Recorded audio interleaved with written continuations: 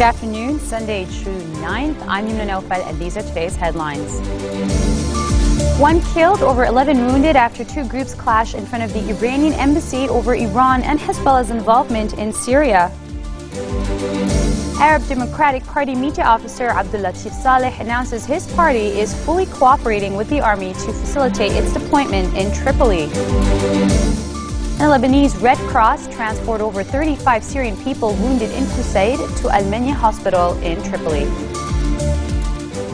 The Lebanese Option Party protesters scuffled with Hezbollah supporters near the Iranian embassy in Beirut, leaving 1 dead and over 11 wounded. The demonstrators were holding a sit-in near the embassy in the Bir Hassan area south of Beirut to protest Hezbollah's involvement in the war raging in Syria. According to LBC, all the wounded belong to the Lebanese Option Party, which is led by the March 14 Shia politician Ahmad Assad. The state-run national news agency reported that the army swiftly cordoned off the area to restore calm. It pointed out that the protesters scuffled with the embassy guards, leading to several injuries among the ranks of demonstrators.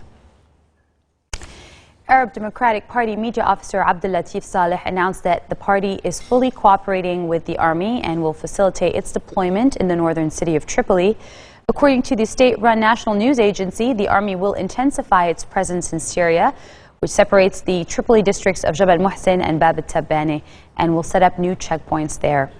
The new agency said that the residents of Bab al-Tabbani and Jabal al-Muhsin will cooperate with the army to remove the barricades and sandbags from the rival neighborhoods. The army urged on Friday citizens to express their political views on events in Lebanon and Syria by peaceful and democratic means, and not to be driven by groups wanting to use violence as a means to achieve their ends. It came as another bout of fighting broke out in central Tripoli, killing 1 person and wounding 5 others.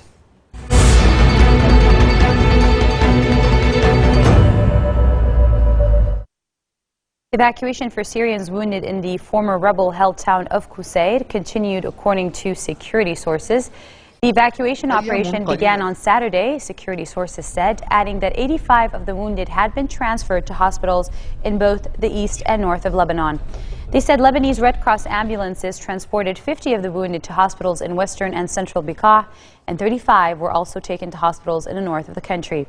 The wounded were all moved from Qusaid, the Homs town that fell last week to Syrian government forces backed by Hezbollah fighters, by the International Committee of the Red Cross to Lebanon, to Lebanese border crossings, where they were handed to the Lebanese Red Cross. They added the evacuation operation is continuing and more wounded are expected to arrive in the country for further treatment. British Foreign Secretary William Hague warns that gains made by the regime in the Syrian conflict this week made it harder to organize a peace conference and to make it a success. He said it was worrying and depressing that the so-called Geneva talks were not taking place this month, and repeated his warning that the world must do more to help the Syrian people. Hague told BBC television the regime has gained ground on the ground, again at the cost of huge loss of life and the indiscriminate use of violence against the civilian population. He said that makes the Geneva conference harder to bring about and to make it a success. It makes it less likely that the regime will make enough concessions in such negotiations, and it makes it harder to get the opposition to come to the negotiation table. He repeated that Britain had not yet taken a decision on arming the rebels in Syria, but confirmed for the first time that there would be a vote in Parliament before it did so.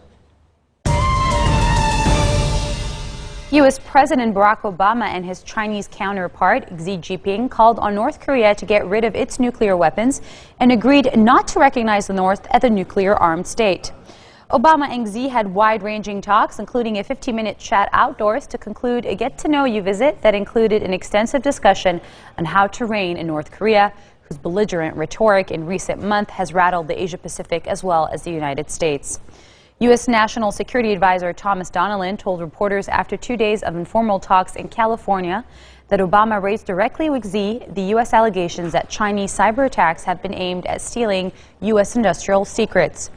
In talks that may set the stage for U.S.-Chinese relations for years to come, the pair spent about 8 hours together over Friday and Saturday at a sprawling retreat in the sun-baked desert near Palm Springs, California. Coming up next, we'll give you an insight into the work of animal welfare activists in Lebanon, an exclusive interview with Linda Tamim. Stay with us.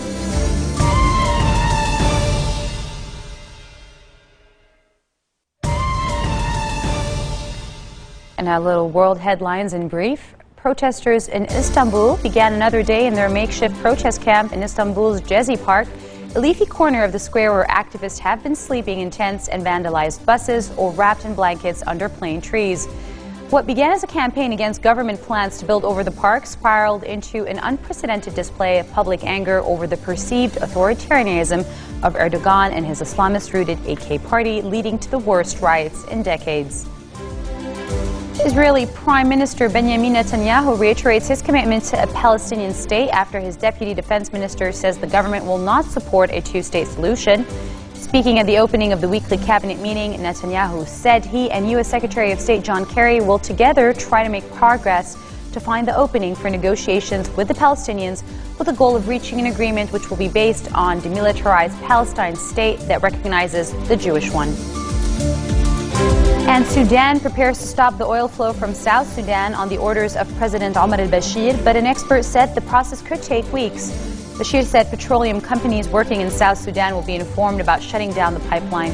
The order came after Bashir warned the South over backing rebels who analysts say humiliated the authorities with recent attacks.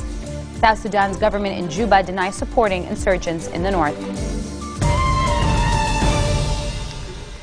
Lebanon's animal welfare activists are fighting to bring national attention to what they say are rampant trafficking and abuse, problems that are far from priorities in a country plagued with turbulence. Activists estimate thousands of animals are smuggled into Lebanon annually, where they are sold, transferred to other destinations, or subject to neglect or abuse. Groups like Animals Lebanon regularly rescue animals ranging from cats and dogs to hyenas, baboons, and lion cubs. To find out more about the work of animal rights activists in Lebanon, our very own Linda Tamim interviews Animal Lebanon Executive Director Jason Meyer. Over to you, Linda. Thank you, Yumna. It is with great pleasure that I welcome Animals Lebanon Executive Director Jason Meyer in our studios. So, Jason, I've read that Animals Lebanon is working to enact the law for the protection and welfare of animals, the draft of which has already been presented to Parliament. So, what changes do you think the adoption of this law will bring to Lebanon? What was really interesting to us is through the research of this law, we actually saw from the 40s, 50s, and 60s, all the way up to the Civil War, Lebanon had a strong history of animal welfare, actually.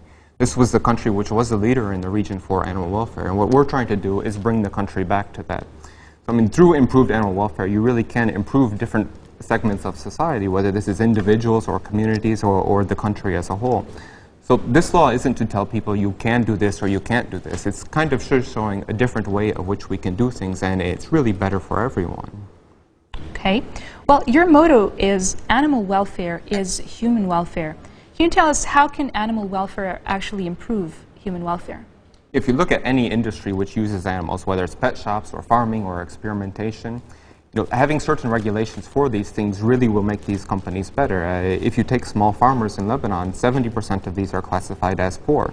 This is people who are living on less than $4 a day, and this isn't our opinion of these things. This is the Ministry of Agriculture and the Food and Agriculture Organization. So what we're trying to do is show that simply through some vaccines, a little bit different care, one farmer could simply have a far more profit through using the same animal. If the animal is healthier too, it's a healthier product for the people. Just simply taking things like free-range eggs. These are things which are already available in the market here. They're sold at a premium, and this is only about animal welfare. You understand that you're getting a healthier product for yourself, but the healthy product comes by taking care of the animal himself. So we're trying to show that there are real economic, social, and health benefits to this law, and these have been demonstrated in every country in the world. This isn't something which is new or some sort of an experiment. These are things which are science now, and we just simply need to catch up to where we left off right before the Civil War. And you said that the Minister of Agriculture was with you in this project. So how is he actually contributing to this? I mean, this is what we have found in Lebanon. The government has been extremely supportive. So, I mean, this isn't a problem of just the government or just society or just some communities. This is a problem which the whole country has to address. And thankfully, the response has been great from all these different levels of society. But for the government as a whole, we originally approached the Ministry of Agriculture explaining the importance of this. They were kind of taken aback to understand that Lebanon hasn't complied with some of these conventions, hasn't even joined certain conventions. So from the very first time we met the minister, he said, if you want to have a law in Lebanon to deal with animals, bring me a law and I will be happy to back that. So that's exactly what we did. We worked for a good year and a half to be able to do the research, to be able to have the competency to draft this law. sending it to international experts, and finally we were able to present this law at Parliament under the patronage of the Minister of Agriculture. This was back in 2011, and since then we've been meeting regularly with the Ministry of Agriculture to put this law in a final format, and we're now only to the step of taking it from the Ministry of Agriculture to the Council of Ministers. That's encouraging. You've also been trying to improve the conditions of zoos and pet shops in Lebanon, and you've also closed down a circus where animals were being mistreated. So one big issue related to this is animal smuggling. What is Animals Lebanon currently doing to try to prevent this issue?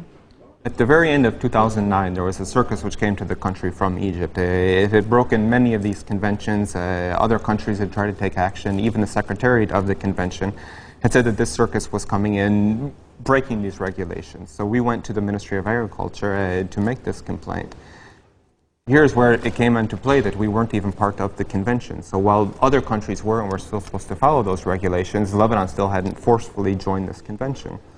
So we went to Qatar with the Minister of Agriculture, we met with the heads of the convention, and finally at the end of February this year, Lebanon is now the 178th country to have joined the Convention on International Trade of Endangered Species. So this convention will protect almost 50,000 species, about 40,000 species of plants and another 10,000 species of animals. I mean, this alone will be able to help regulate the smuggling of animals. Okay. And part of your achievement is to rescue and rehome companion animals as well as wild ones. What bigger achievements does Animal Lebanon want to accomplish? I mean, taking things like companion animals, here you have tens of thousands of cats and dogs on the street. It's not the problem which Animals Lebanon, as its sole organization, can solve in any sense.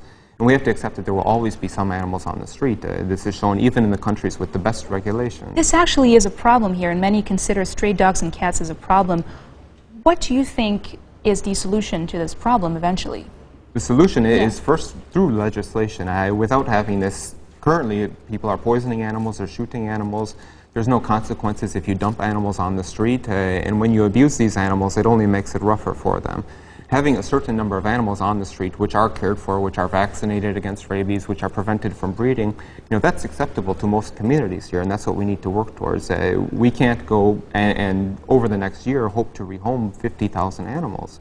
It's just not a solution. But by regulating pet shops, by creating awareness in the community, sooner or later we can start seeing a reduction in these animals and having healthier animals which are still living on the streets. Okay. I wanted to ask you as well, how can people volunteer with Animals Lebanon to help you accomplish those big goals of yours? Some of it is to put aside Animals Lebanon, to think about your own day-to-day life. It's unfortunate here to see people who in some ways go out of their way to be harmful to animals. That takes an effort. Simply to remove yourself from that and not to exert a negative effort. This is what we're asking first. This is something which anybody can do. To go and cause harm to an animal unnecessarily is something which takes effort to do. You're exerting your effort and your time in the wrong place. Instead of that, look at either removing yourself from those negatives or see what you can do actually positive. So you don't have to be part of an organization. You don't have to come to a certain location to do these things. You can simply remove negative things from your day-to-day life. But if you actually want to get physically involved, you can come to our office in Hamra. There's all kinds of animals to take care of. As you said, we've had cats and dogs. We've had everything to lions and monkeys and bears. So there is something for everybody really to do, and we're happy that we've had so far more than 2,000 people have signed up to volunteer with us over the last 5 years.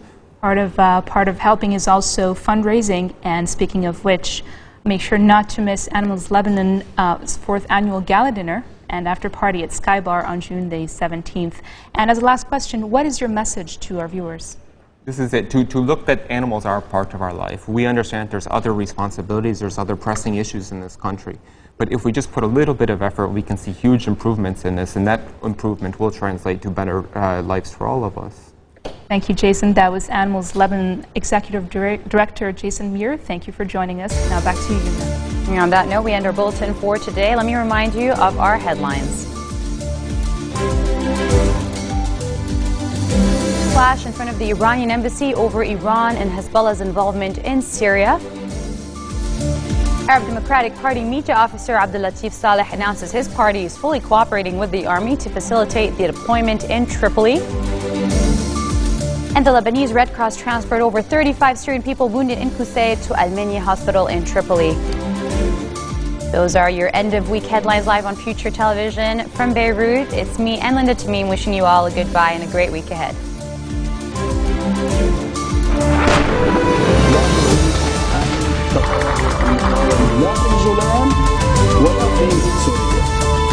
وقد وقعنا مرغمين كما يقال في مأزق أبغض البلاد.